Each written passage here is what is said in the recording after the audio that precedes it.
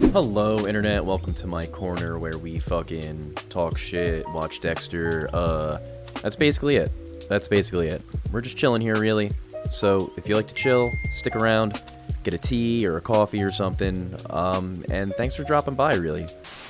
So, I think they're setting up Prater and Dexter for a resolution where the only way out for Dexter is really to conquer his biggest weakness. And ironically, that's just him being honest. The whole theme of resurrection, essentially, is him taking on this double life again, but, you know, it's much more elevated. We're seeing the stakes revolve around his personal life again, which is nice, but it seems like this time around, it really is the main focus. Not only his personal life with Harrison, but in his killer life with Prater as well. If Dexter were to come clean, you know, I think Prater would appreciate it. You know, I think he's worried it wouldn't go so well, but to be completely honest, I feel like he would gush over Dexter even more than he already does. Dexter's got it made, honestly. You know what I mean? Like, if he can just talk no jutsu his way into getting Prater to collect serial killers for him instead, that would definitely, like, outweigh the harm Prater causes on his side gigs of ripping through New York. Like, narratively, it makes sense. This connection with Prater also fills the hole that Brian left. But on the other hand, you know, we see Dexter sort of have these same things in common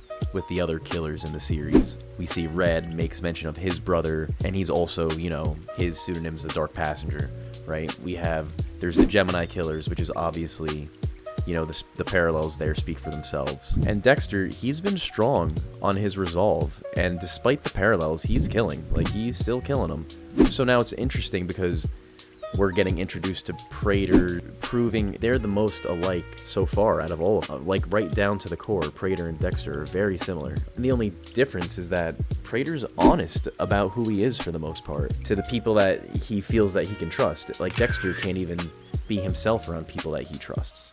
So that's a theme I'm really glad we're seeing again, because it really seems like the team understands the heart of Dexter again. I mean, that's why the series has been so successful and, like, fun to watch as a viewer, for me at least. It's honestly, like, shaping up to be, like, the perfect scenario for Dexter. It's like they just watched Repo in the writer's room. Like, with Prater being his sole benefactor, Dexter would essentially be untouchable, and he can just, like, continue cleaning up the streets. He's like his own police force that's funded by a private sector. Oh, wait, fuck. Like, for Dexter, at least, it's a good look. He gets a hub world again that's, you know, taking place at the police department, which is, like, Prater's estate and whatever. He gets new side characters that are interesting and proactive to the plot, which is refreshing as well. They're also resources and drama pieces in opposing the real antagonist for Dexter, which is the police department. You know, for so long, it's always been Dexter versus killer versus police, you know, instead of just, like, slowing it down and picking one battle at a time, and really developing it.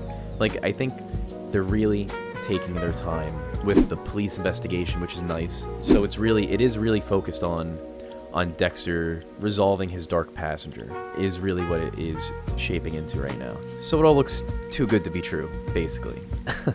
Which is exactly the thing that makes me believe that obviously it's not gonna go that well. You know, I think the series has been leading us with a couple obvious red herrings, because by the end of it, I think they're gonna hit us with something we never expected. I think they're building Prater to have the same amount of weight in the relationship that Dexter had with Brian. And I think it's going to go their arc is going to go very similarly. I think Dexter's going to get a second chance here at signifying what he stands for. And I think after making a deep connection with Prater, he's going to have to decide whether or not to kill him. You know, just like Brian, again. Another character that Prater's philosophy kind of is reminiscent of is also Hannah's. Killing for me is just surrendering to nature's way. Nature adds and subtracts.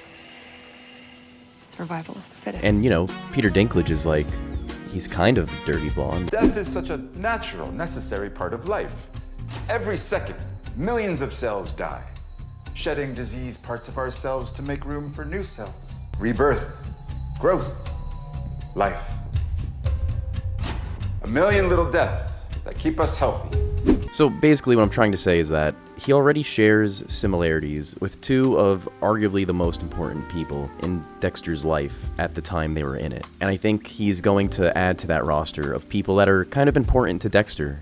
Red, the truth is never boring. No, You'll never know what it may spark in someone. The way I see it, Prater either knows the New York Ripper, you know, became his benefactor, and kind of just taking credit with his name and calling the families to form that fucking sick, twisted connection with them that he revealed to Dexter.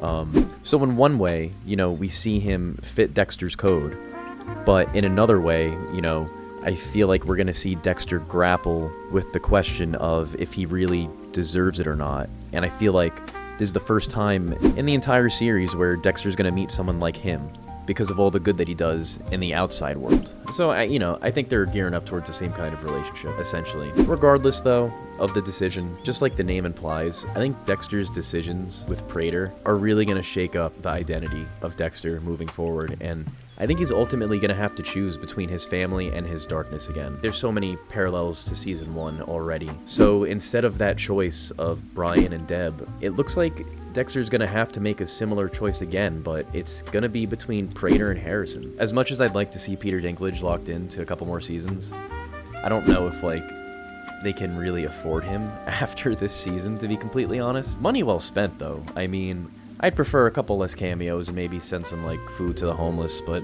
whatever. I mean, what does it matter if they can't watch Dexter, right? Alrighty, folks. Well, thanks for watching. Thanks for tuning in. Like the video if you liked it. Drop a comment. You know the drill. I like the comments. I like reading them. Let me know what you guys want to see next. Let me know if you have any theories. Like, talk some shit. Help me help you talk my shit. Alright, I'll see you guys. Peace out. Have a good day or night.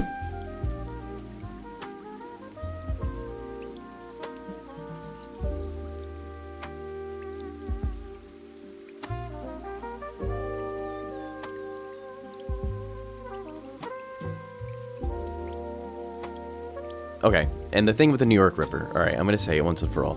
It's obviously